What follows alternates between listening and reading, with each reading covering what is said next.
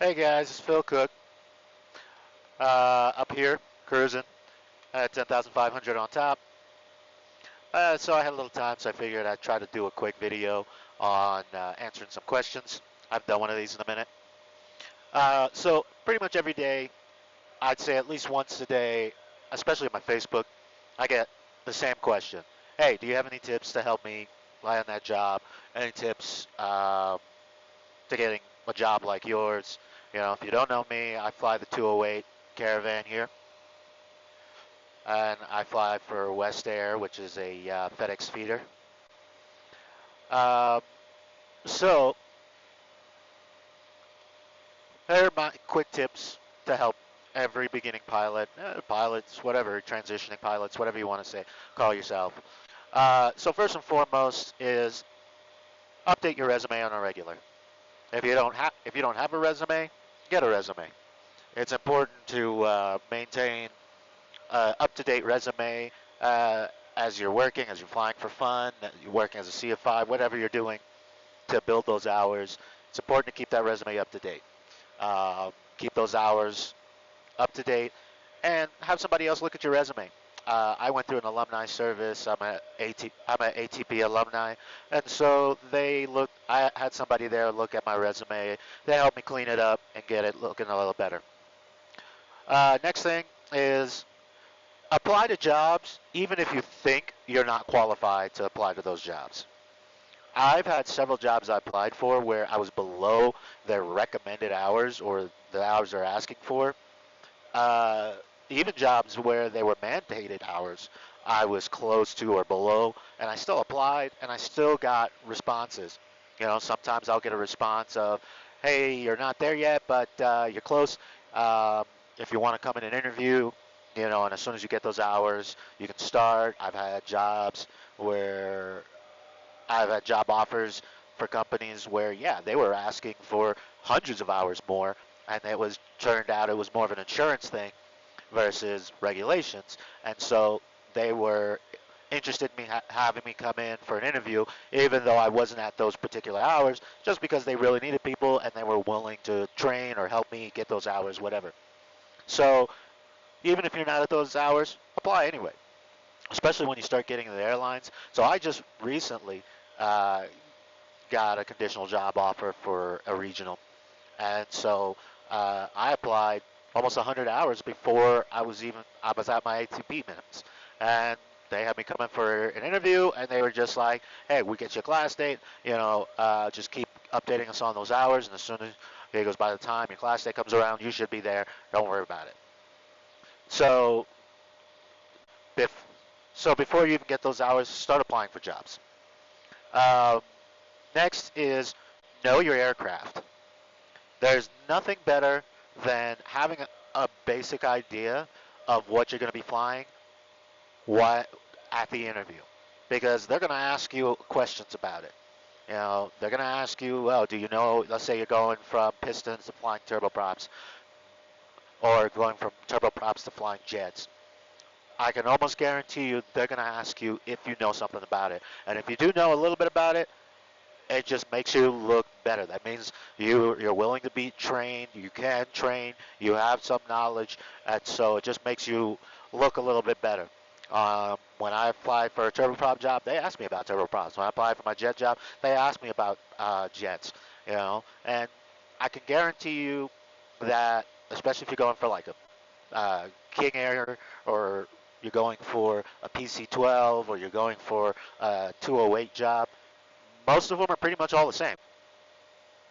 They all pretty much use some variation of the PT6 engine or the Garrett engine. They're all pretty much run off the same systems. Some of the numbers are a little different, but otherwise they are the same engine. So having that basic knowledge, watch a YouTube video, just just a little general how they work, how the system's built, that'll help you out. It makes you look so much better in the long run. Next thing is brush up on your IFR. If you got your IFR a while ago, you haven't flown in a while, you don't remember all the rules and regulations, I can guarantee you every job you're going to interview for, with the exception of maybe your jump jobs or your tour jobs, they're going to want you to know your IFR. Part of your technical is always going to be part of, I should say, IFR is always going to be part of your technical portion. So remember your IFR rules. Remember your basic. Remember your weather minimums. Remember your alternate minimums. That's going to come up. So remember, you go study up on your IFR. If you haven't briefed a plate in a minute, get back into briefing plates. Watch a couple videos. There are great YouTube resource videos out there that'll help you get back into the peak knowledge for your IFR mins, your IFR information, because that's going to be your daily bread and butter. Briefing those plates, knowing those IFR rules. Um, Next thing, think about where you want to be. Just because that job is not where you are doesn't mean they can't accommodate you.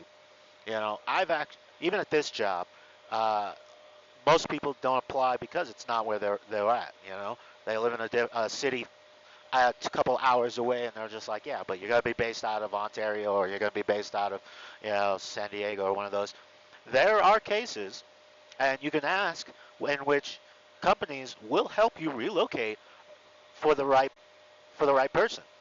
I didn't even realize it until there was an opening in Sacramento, and I was really interested in going there. And I was just like, the rents, are high, and it's a pain in the butt to move.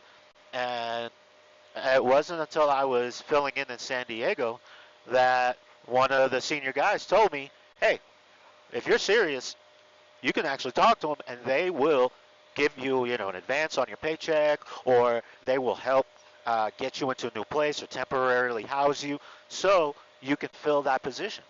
And, obviously there are jobs also that have CAS and KCM, so you can jump seat and get to that job. So don't write off a position just because it's not in your hometown, or you may have to commute. They will help accommodate you, to get into that position. So don't be afraid to look for a job not in your location. Don't be afraid to look for a job not in your state or even the country. There were plenty of jobs in which I would have liked to have taken that were that I had got job offers for out of the contiguous 50 states, where I got a job offer to fly in. What was it? Indonesia. I got a job to fly. I got a job offer to fly in Guam. I got a job offer to fly in Canada, and in freaking what is it? Alaska. And I kind of regret not taking them. I thought it would have been a great opportunity. So don't write it off. Don't discredit it. Um, you know, Look at it as it might be an adventure, and also remember that uh, these jobs may be temporary. You know, uh, whether you're whether you're working out of Alaska, or you're working out of another state, even working in this local job for me, where I live like an hour away, I'm still spending time away from home. I'm still getting minimum amount of time at home, to where it's like, my last gig, I would spend a week away and then I'd be home for a week. I was actually getting more time at home there than I was at a job where I live, an hour away. So don't write off jobs that are not in your area. It may be something that's worth pursuing. My last tip is definitely, definitely consider what you want to fly. You know, there are some jobs. One thing I've learned where flying, single engine turboprops is, if you have, if you're interested in flying multi-engine jets, look at what you're going to fly, because sure, any flying job is going to look good, but the multi-engine jobs are going to look even better. You know, Multi-engine turboprop jobs are going to look good. Multi-engine jet jobs are going to look great. So if you're flying a single-engine piston for work, you're flying a single-engine turboprop. If you have that opportunity to get into that multi-engine jet time, especially, definitely jump on that opportunity, because if you're trying to get to that position where you're flying an airliner, that's going to get you in better. It's going to make you look great, and that's what you're going to want. So try not to get stuck at a job where you're flying a certain type of airplane and it's really not helping you advance your career.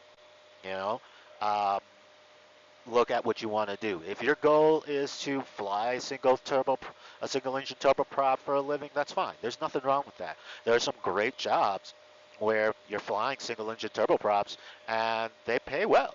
You know, there are some companies like PlaneSense and medical companies where you're starting at like 90 grand to just cruise around in a single engine turboprop, and you may find that it's local to you. It has that schedule and that standard of living that you really want, and there's nothing wrong with pursuing that. Maybe you're a little older and you feel like you're not going to be able to make it to the airlines. Well, there's still plenty of other jobs where you can start off flying a single engine turboprop and even transition to jets, in the private deal. So look at what you want to do, look at what your end goal is. Try not to get stuck in a position where you're flying something that's not helping you or something that you really don't want to fly. Um, and remember the big rule about any job, and especially aviation: don't work at a job you just hate doing. You know, I enjoyed being a CFI. I enjoyed teaching, but it made me miserable flying 172s on a daily basis. It made me miserable, not going anywhere and not feeling like I was advancing my career. So instead of doing the 1500 in a 172, as soon as I got to about 500 hours, I started throwing out applications to fly turboprops. I knew that was what I wanted to do. I wanted to get something faster, higher, more complex. I wanted to fly into those class Bravos for a living. I wanted to, deal with passengers or freight, work for a larger company. And so I didn't waste my time just staying there. And so if that's your goal, don't get stuck at a position that is really just kind of a dead end gap position. Get because get those hours. Know that you are a hot commodity and people are looking for you. So those are my quick tips for advancing a career, getting that first job. If you want, I can get a little more in depth on some of the questions that I get asked. Feel free to go ahead and leave a comment, a question down below, and I'll try to answer it in another video, or I'll try to answer it in the chat. Thanks you guys for watching my videos, and keep advancing your careers, keep having fun. If you're not having fun, don't do it.